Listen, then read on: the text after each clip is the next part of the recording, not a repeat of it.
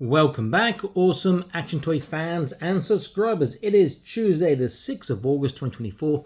Looking at this old toy, this Jack's jumper from the Saban's Xyber 9 New Dawn cartoon. One season years and years and years ago.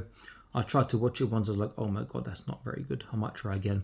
But the vehicles were great, particularly the 1/80 scale half-back track. I'll put a link to that in the top right. That was my grail toy and actually managed to get one, so I'm very happy about that.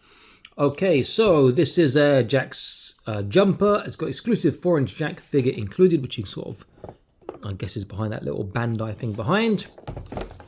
On the back, it shows us is the vehicle, the wings fold down, and Jack on it. So I'm hoping this will be great with other 4-inch figures. These are slightly smaller. So it shows you place figure and stand position on jumper, missile direction controlled by the handlebar. The handlebar controls missile direction or missile shooting, I don't know. Wings of jumper fold outwardly, insert missile to the hole located in front of the jumper, press button inside the jumper to release missile. Looks pretty cool. And on the back, we can see that there's the half-back battle tank. I've got that reviewed. I've got the fighter plane reviewed. I've got the Clod reviewed. This is Jack's jumper, and I think I've got that one somewhere. If I have, I'll put a link in it for the top right. And these are the figures, but they're such limited articulation. Like, yeah. Oh well. Anyway, I'm going to unbox to set it up. I'll be back in an instant. Stay tuned. And here it is. This is pretty cool. Very sci-fi, obviously. I'm not sure I want the projector on the front. And yes, they were right. You turn the wheel and it changes the direction of the projectile because the whole thing moves. But that's pretty cool. Quite like that. Figures, yeah, the Cyber 9 figures are never that great, but this actual, whatever it's called, flyer, Jack's jumper, sorry, is pretty cool. So let's look at the figure. There's no accessories. So it's closer to your oh, hello, the handlebars come out of his hand, didn't realise that. The handles, closer to your 3.75 than your modern 4-inch, I would have said, but we'll measure in a moment. It just feels a bit small. I push that in there. There we go. There's some potential on the head. Hands are massive. Quite like the different colour sort of gloves. Your horrible hips we don't like. So basically it's got knee, hips, and head and shoulder articulation. Have a look at it now. Cool, not even up. There we go. Left, right, quite stiff. Bear in mind this is up very old, from the 90s. So it's quite old. And arms all the way around. No wrist, no waist. Forwards. Backwards, and then he has a knee bend. That's it. Not really my cup of tea, this figure. But the actual bike itself, or the jumper, looks pretty cool. So let's get a close look. Looks nice here. And there's a nice feature on this I'll share in a second. Underneath got good details too. I like that. So features, if you turn the wheel or turn the bottom, the missile does move with it.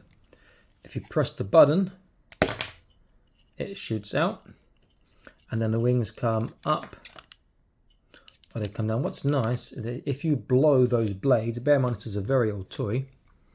Can we get this on camera? Let's see. There we go. They spin round. Very cool. I do like that a lot. Put that down there. I think it looks better without that. Does it look better without it or better with it? It's okay with both, I guess. A small up and down as well. So if I use a different figure, I use the G.I. Joe. Stand next to it. Scales well with your modern style figures. For standing it though, they've got to put their feet on those parts to make it a bit awkward if they're bigger. And these guys are bigger than the Jack. Not much bigger actually, but still half a head bigger than Jack. So I will measure him in a second. He must be, maybe he's 4 inches after all. So these guys would fit on something like this, but they guys are quite bent with their legs to get into the comfortable position to fly that. That's for sure. And his kneecaps are a bit stiff in one place. Wow, his kneecaps are super stiff in that one place. Come on. There we go. Let's get those bends in first. Bends are there. Unbend, I think, a little bit. Then I could make him hold on, but I'm not going to because I don't want to waste that time. But he will stand there. And yeah, not too shabby, to be fair. Especially the heads can articulate upwards a little bit. That'll look pretty cool. Looks very much like a Cobra vehicle. Pretty cool. So in terms of size, if we stand Jack up first of all, he is a touch under 4 inches. So they want that out, or that wrong with what they said. Length, including missile, to the very end of those sort of engines is like 7, just over 7.25. Height to the top of the handles, you can see, is about 3.5 inches.